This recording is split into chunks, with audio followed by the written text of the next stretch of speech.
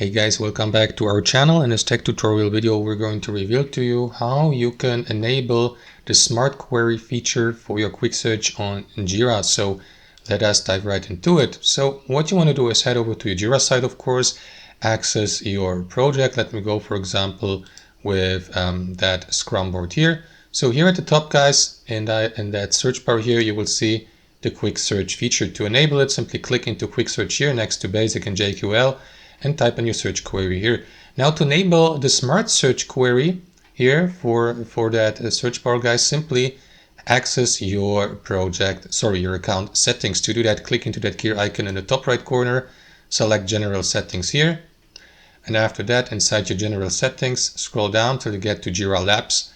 And from here, simply select or enable the quick search smart query feature to refine, for example, your search results when conducting these searches in your all work view, for example. So toggle it on here to the right. And after that, you may also share your feedback if you like. As you can see, this feature has already been enabled. So let me skip that. Return to my all work view here. Let me just refresh the page.